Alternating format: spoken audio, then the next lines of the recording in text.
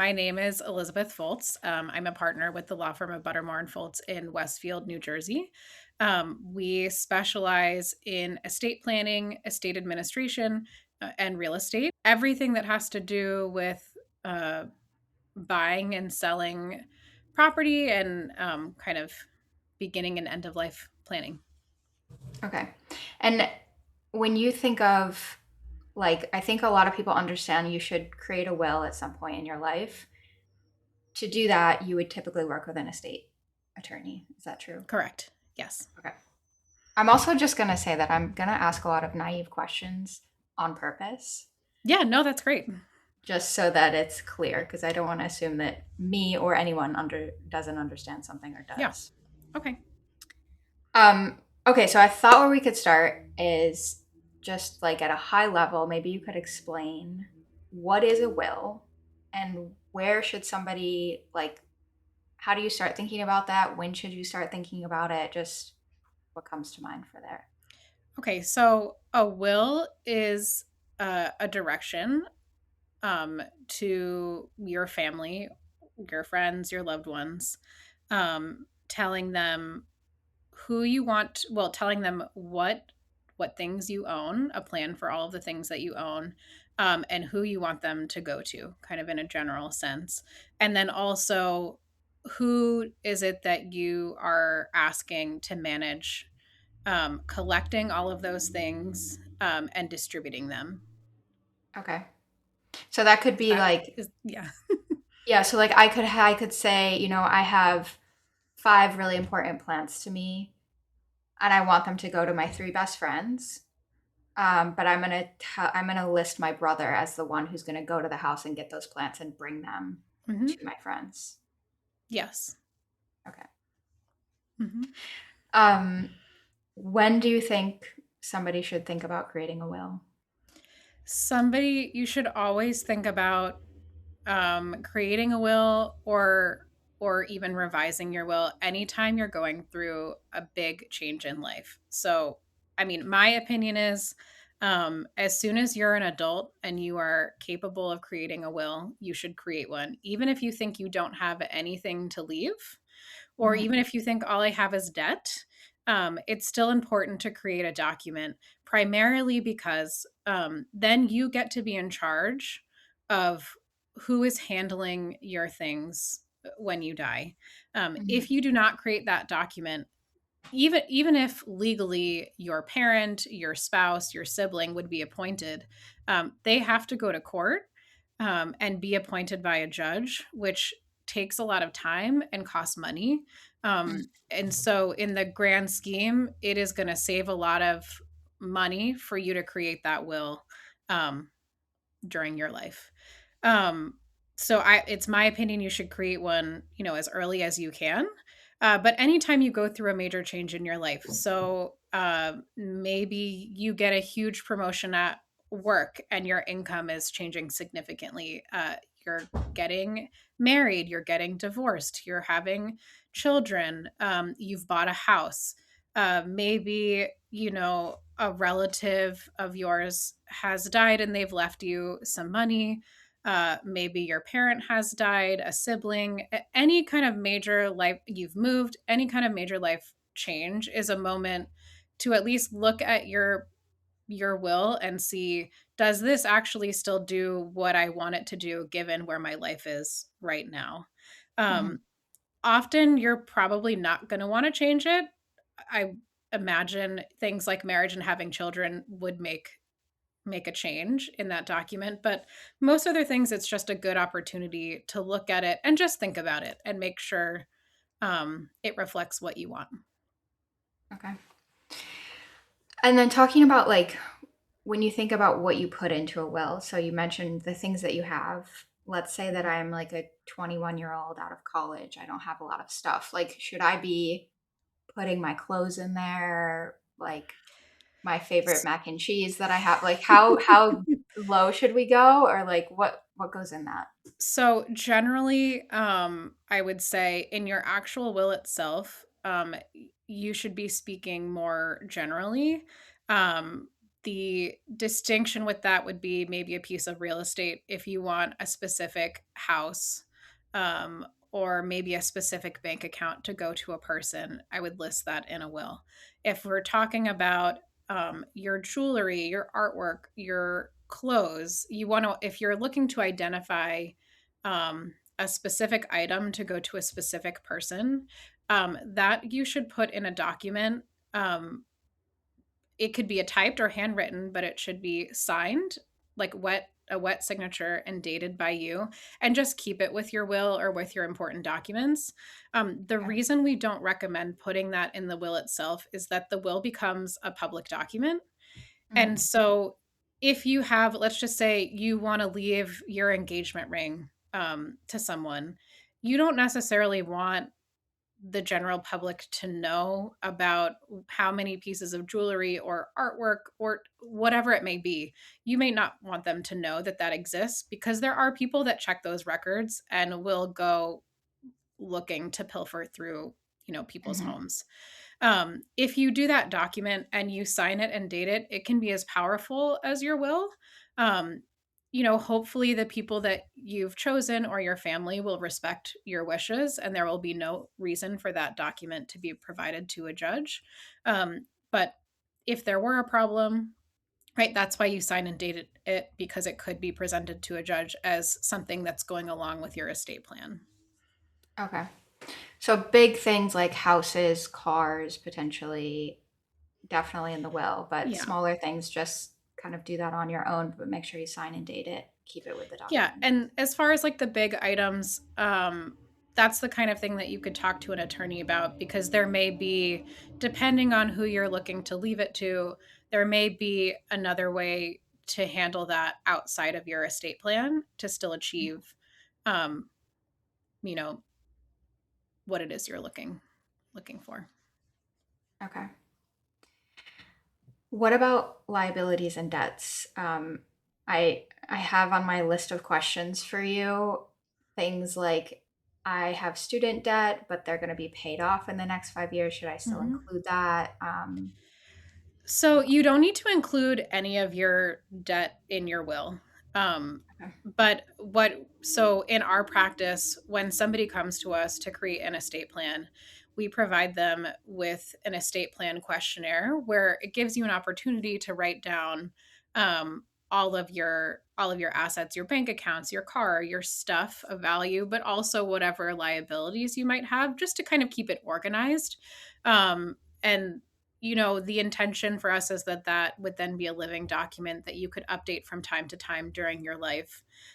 So then your executor or your power of attorney potentially has this document to go to and look at when it comes time for them to either help you during your life or after your death.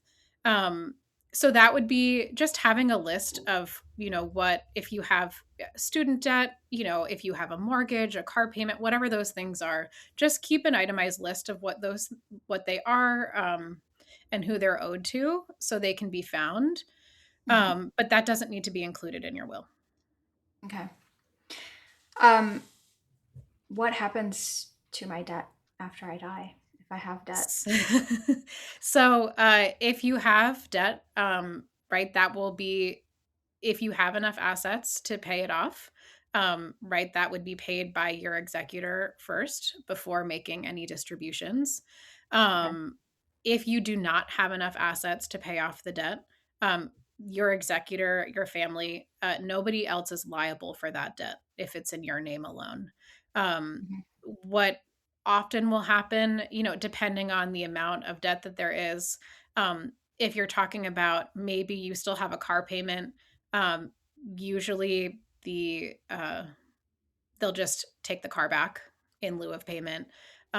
If we're talking about, a large outstanding mortgage, um, if the house can't be sold for more than the value of the mortgage, right, you just cooperate with a foreclosure process, um, so that that can be dealt with more expeditiously.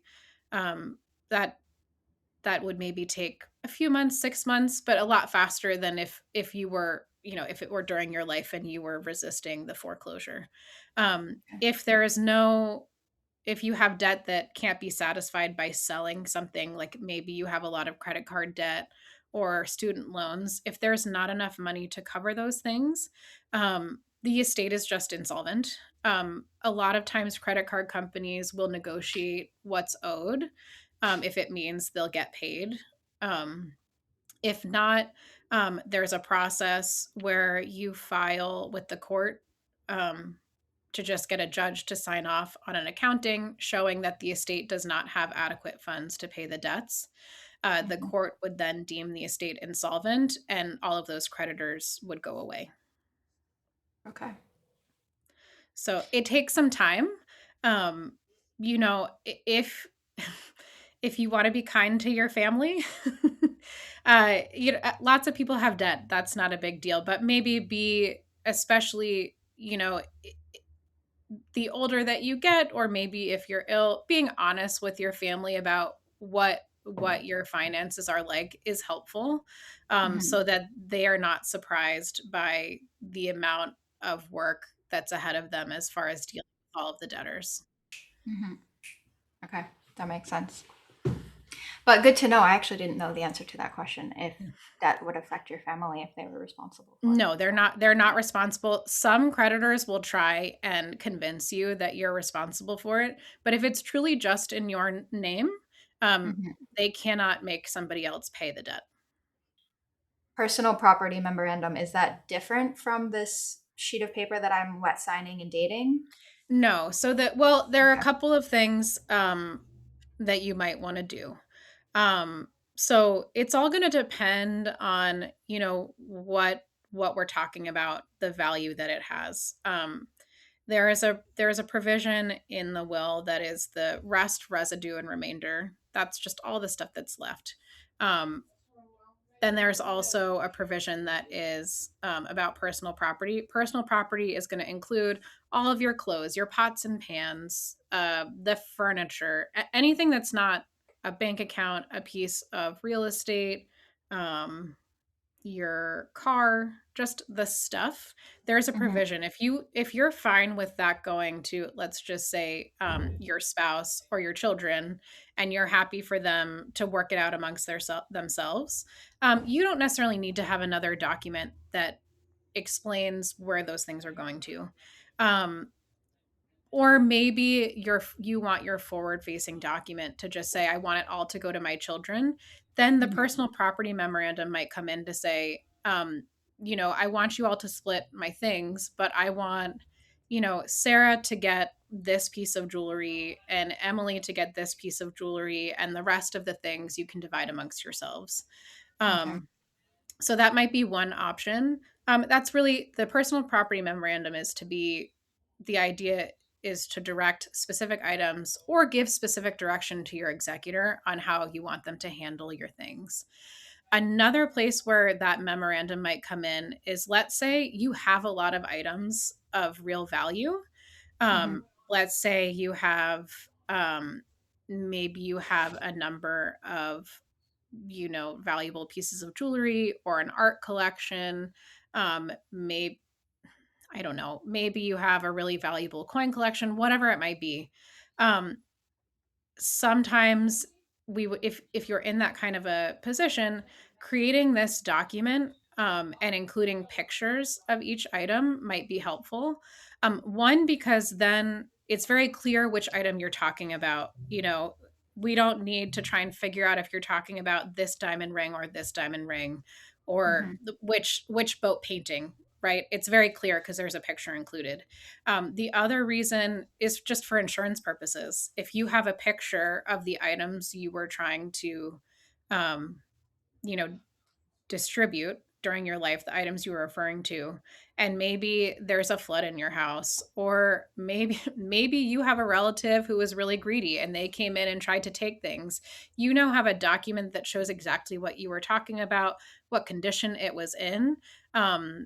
So you would be able to file, insurance claims, right? You'd have enough information to do that, to collect Hmm. maybe insurance money, or to take that and put it in front of a lawyer or a judge and say, here are all the items and it's disappeared. How do we handle this now? Hmm. it just gives you more options. I think really those pictures mostly would be for insurance purposes, or if you think maybe your children or your siblings are not going to get along and they're going to fight about it, Mhm. that just creates there's no room for confusion or argument. It's just very clear. Mhm. And you won't always know if your family is going to be like that. Um, because a lot of times everybody seems to be getting along really well, and then really just a pile of pennies in the middle of a table and you a whole different side of people will come out. Mhm. um but if you know that your your family or your loved ones might be that way, this might be a really helpful tool for your executor just to make their job a little bit easier. Okay. That makes sense. And is this something that needs more validation than just a wet signature and date? Like, can you do this on your own, like the You could absolutely do this on your own. Right, if you sign and date it, it could be as powerful as your will. Some of, whether or not it could be presented to a court as like a codicil kind of a document might depend on where you are, right? Every state or country has different rules for what's allowable. Um, but if you sign and date it with a wet signature, that would exhibit testamentary intent, which would be important for the purpose of trying to present it, regardless of where you are. Mhm. Okay. Does that make sense? Yes, it does. Thank you. Okay. Um, I was thinking of it in my own experience when my mom passed away. Like she had, and I don't know if this would fall into the personal property or the just kind of like your clothes and less Hmm. important things, but there were certain things of hers that some of her sisters really wanted, and that was communicated ahead of time. So I don't think that she had like an official document, but she definitely verbally agreed that okay, this sweater is going to go to this Yeah. sister and this is going to go to my daughter, um, which I think is great to do. But and I agree with you on the fact that people could seem really getting along and happy and like agreeable at the before the death happens, and after it can get quite messy. And I think Yeah. feelings can get involved. And I have a friend who lost her fiance and his mom wanted to get rid of all his stuff and she didn't want to do that, and so it was kind of like this emotions come into play of like I Yeah. don't want to see this stuff in the house, but then other people are like but I don't want to get rid of it yet, I'm not ready. And It's hard, and it's not just like the emotion of grief. It's also emotions of, maybe somebody feels like they never got the respect that they wanted from their parent that their sibling got, or maybe they feel like one sibling got more attention or more, emotional or monetary support during their life. As part of that grief, all of those emotions come to head. And usually, not always, but usually, if there's a big argument about how an estate is going to be distributed, it's entirely about these other emotions tied to that person that has died, Mhm, and it has nothing mhm, to do with the stuff. mhm. Yeah, I feel like this is a good place to wrap up part one, Okay. and Yeah. part two could maybe be diving into how to choose people to look after your kids. What if you have Hmm. pets? How to choose an executor? Yeah. What happens after I die? I appreciate you doing this. I think I'm hoping it'll be an interesting thing for people and like helpful and all that. So Yeah.